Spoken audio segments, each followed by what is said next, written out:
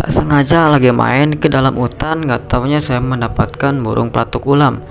Dan ini sedang diam merenung ya, dan saya coba tangkap, akhirnya saya dapat ya. Namun ini burung kasihan sekali ini. Tapi ini dibilang sakit, tidak sakit. Tapi dia lagi diam ya. Tapi akan saya rilis lagi karena ini burung nggak tahu kenapa lagi galau ya. Oke, saya lepaskan lagi ya. Dan ini kasihan. Cus terbang.